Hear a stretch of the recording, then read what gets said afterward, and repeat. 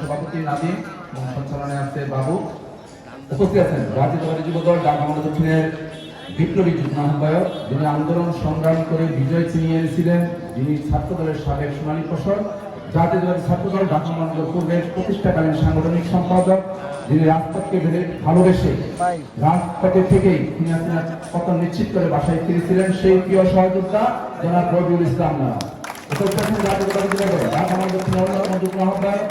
আপনাদের ভাই আন্দোলন সালের কৃতি সংগ্রাম জাতীয়তাবাদী ছাত্রদল ঢাকা মহানগর দক্ষিণের সাবেক সকল সাধারণ সম্পাদক জনাব এম এ গাপ্পা, জাতীয়তাবাদী যুবদল ঢাকা মহানগর দক্ষিণের অন্যতম যুগ্ম আহ্বায়ক, মজিদ সমাজ যুবদলের সাবেক সকল সভাপতি জনাব ইকবাল হোসেন বাবু, ছাত্রদলের সাবেক সকল সভাপতি ঢাকা মহানগর যুবদলের বিপ্লবী যুগ্ম আহ্বায়ক মুজিদ হোসেন, জাতীয়তাবাদী যুবদল ঢাকা মহানগর দক্ষিণের তাৎক্ষণিককালীন নিয়োজিত শাহজাহান চৌধুরী।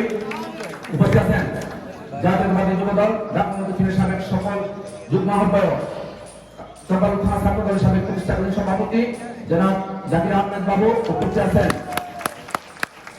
জাতীয়তাবাদী যুবদল ঢাকা মহানগর দক্ষিণের অন্যতম সদস্য এবং চম্পারণ থানা যুবদলের সাবেক সকল সভাপতি, আজকে যিনি অত্যন্ত পরিশ্রম করে এই প্রোগ্রামকে সফল করেছেন, প্রিয় সহযোদ্ধা জনাব সাদা করিম রাখি। সাবেক সাধারণ সম্পাদক নাজু।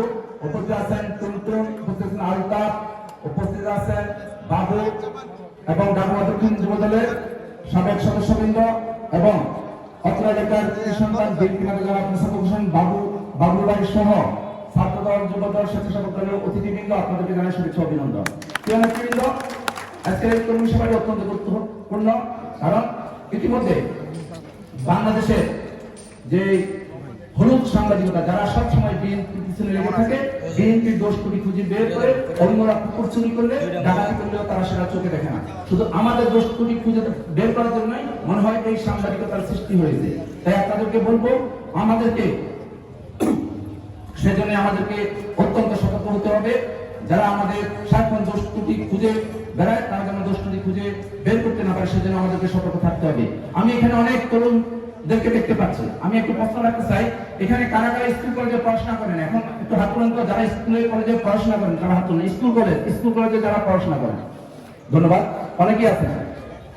আপনাদেরকে বলবো, যারা স্কুল কলেজে পড়াশোনা করেন, আপনাদের বয়স, আপনাদের চেয়ে কম বয়সে কেন আমরা বাংলাদেশের গণতন্ত্রের এক মহাপুরুষ শহীদ প্রেসিডেন্ট জিয়া রহমানকে কেন ভালোবেসেছিলাম? যদি বলি, তারুণ্যের বা যৌবনের প্রথম পেন ছিল ওনার হাতে করা বাংলাদেশের সবচেয়ে জনপ্রিয় ছাত্র সংগঠন জাতীয়তাবাদী ছাত্রদলকে ভালোবেসে ওনার হাত ধরে রাজনীতিতে আবির্ভাব করেছিল আমার। তাই আপনাদেরকে বলতে চাই, এই লোকটিকে যদি জানেন, ওনাকে যদি পড়াশোনা করেন, ওনাকে যদি জানতে চেষ্টা করেন, অবশ্যই আপনি ওনাকে না ভালোবেসে পারবেন না। তার নাম হলো শহীদ প্রেসিডেন্ট জিয়া রহমান, যিনি সর্বকালের সর্বশ্রেষ্ঠ দেশপ্রেমিক রাষ্ট্রনায়ক ছিলেন। যারা আমার হিন্দু, যারা আমার সমালোচনা করে, তারাও বলতে পারে না যে শহীদ জিয়া রহমান সম্বন্ধে কোনো দুর্নীতির অভিযোগ তারা তুলতে পারে নাই। শহীদ জিয়া রহমানের দেশপ্রেম নিয়ে কোনো ঘাটতি আছে বলে আজ পর্যন্ত বলতে পারেন নাই। এই কারণেই আমি জিয়া রহমানকে ভালোবাসি, এই কারণেই জিয়া রহমান দল করি।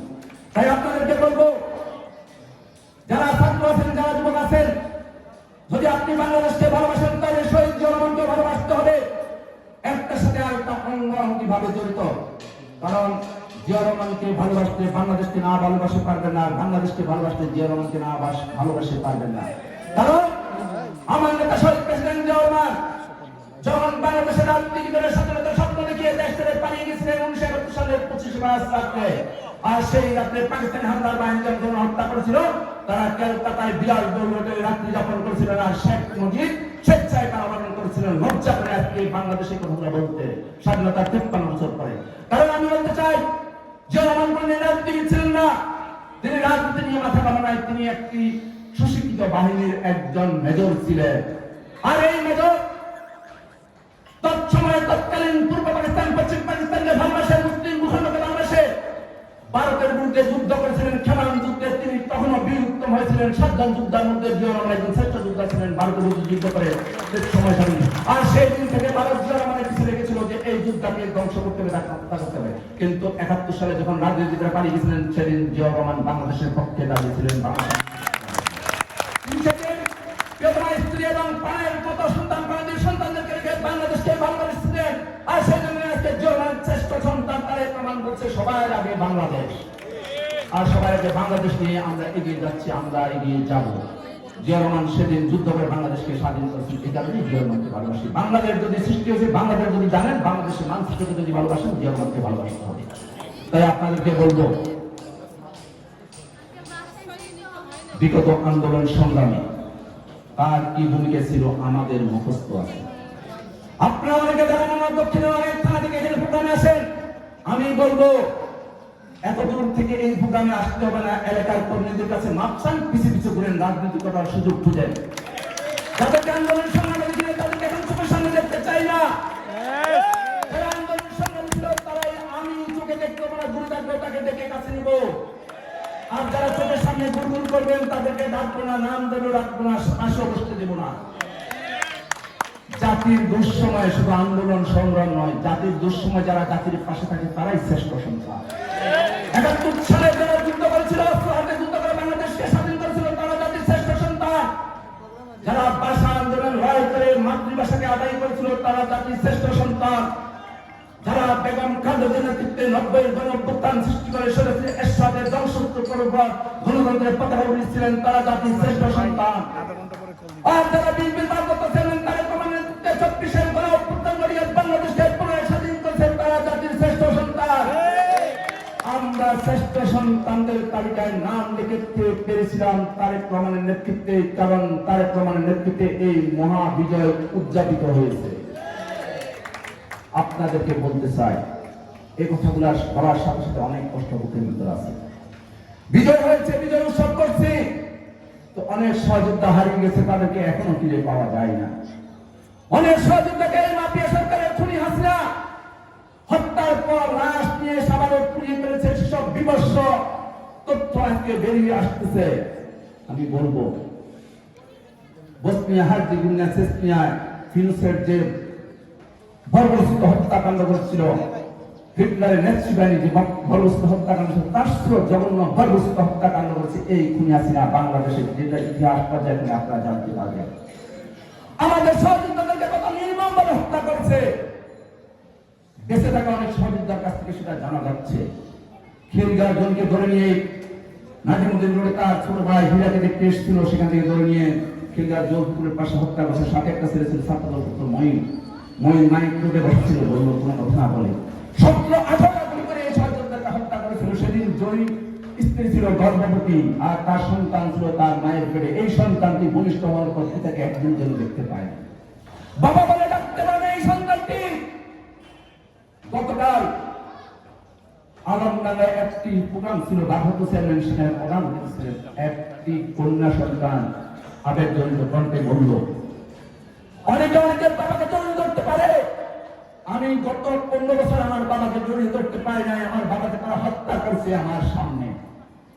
এসব তো আমরা ভুলে যাবো না, আমরা ভালো মানুষ, খারাপের জন্য খারাপ। যারা আমাদের সহযোদ্ধাদেরকে হত্যা করেছে, যে মা এখনো সন্তানের অপেক্ষা করে, যে বোনটি তার স্বামীর অপেক্ষায় থাকে কখন আসবে, যে বাবা নামাজে পড়ে সন্তানকে ফিরে পাওয়ার জন্য দোয়া করে, হাসিনাকে ধরিয়ে এনে তার জবাব দিতেই হবে। আওয়ামী লীগের যারা এই খুন গুম হত্যার সাথে জড়িত, তাদেরকে জবাব দিতেই হবে। আমি বলতে চাই, ইলিয়াস আলীর সন্তান এখন চেয়ে পড়ছে বসে আছে ইলিয়াস আলীর জন্য, সৌদি আলমের সন্তানরা পচ্ছে বসে আছে কবে সৌদি আলম ফিরে আসবে।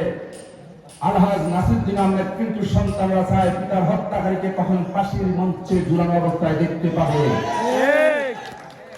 আমি বলবো, যাদের সন্তানকে হত্যা করছে, যে সন্তানকে পিতা হারাচ্ছে, সেই সন্তানের কাছে কোটি কোটি টাকা দিয়ে সে মানবে? মানবে না। সে চায় তার পিতার হত্যাকারীর পাশে হোক।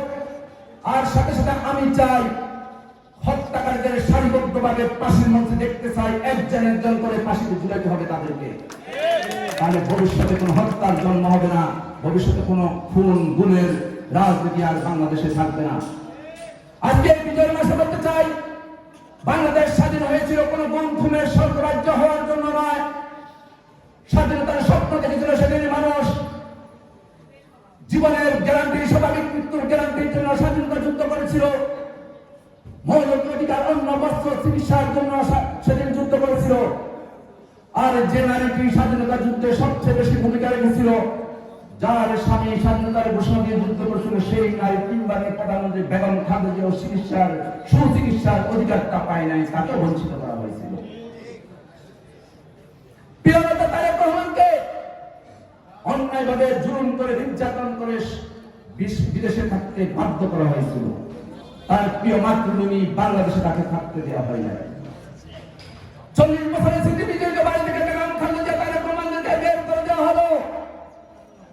আল্লাহর বিচার দেখেন, যারা বেগম খালেদা জিয়া তারেক রহমানকে তাদের ভিটা বাড়ি থেকে উচ্ছেদ করলো, আর তারা বাংলাদেশের রাষ্ট্রপ্রধান থেকে উচ্ছেদ হয়ে বাংলাদেশ থেকে চিরকালের জন্য বিতাড়িত হইল। এটাই আল্লাহর ওয়াদা। তাই আপনাদেরকে বলবো, সবাইকে ঐক্যবদ্ধ থাকতে হবে। সবার অন্যায়, অত্যাচার, জুলুম থেকে নিজেদেরকে বিরত রাখতে হবে। অন্যায়, অত্যাচার, জুলুমের বিরুদ্ধে সব সময় মতো সোচ্চার থাকতে হবে। সকল নির্যাতিত মানুষের পাশে থাকতে হবে।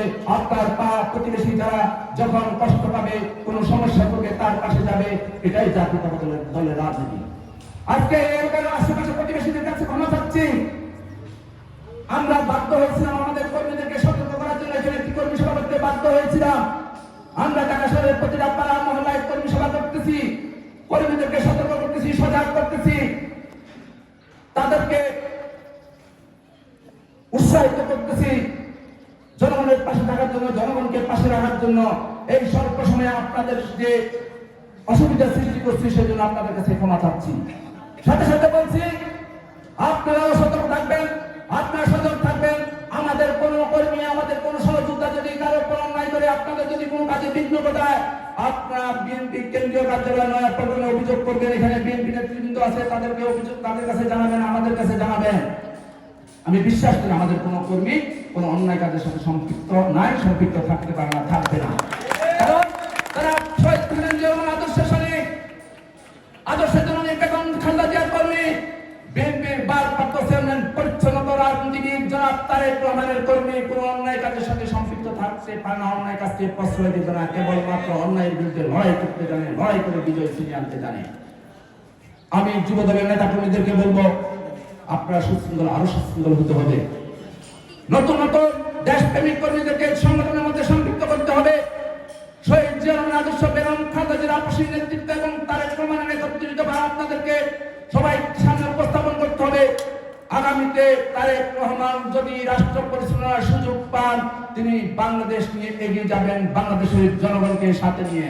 তিনি বলেছেন, বাংলাদেশের জনগণের কাছে আমার জবাবদিহিতা থাকবে। আমি যদি রাষ্ট্র পরিচালনার সুযোগ পাই, জনগণের কাছে আমি জবাবদিহিতা করব। আর তিনি বলছেন, বাংলাদেশের ভবিষ্যতে আর কেউ আজীবন ক্ষমতা থাকার স্বপ্ন যেন না দেখে, সেই জন্য একজন ব্যক্তি কেবলমাত্র 2 বারই প্রধানমন্ত্রী হতে পারবেন, তার বেশি হতে পারবেন না। তারেক রহমান বলছেন, বাংলাদেশে আর কখনো দিনের পর রাতে দেওয়া যাবে না, দিনের পর রাতে হতে দেওয়া হবে না। যে উদ্দেশ্য তারেক রহমানের যে কথাগুলোকে বিশ্বাস করে বাংলাদেশের জনগণ রাজপথে নেমে এসেছিল, রাজপথে বিজয় ছিনিয়ে নিয়েছিল, সেই কথা উনি মনে রেখেছেন। তিনি বলেছেন, আমার ভোট আমি দেব, যাকে খুশি তাকে দেবে। জনগণের ভোট জনগণ দেবে, যাকে খুশি তাকে দেবে।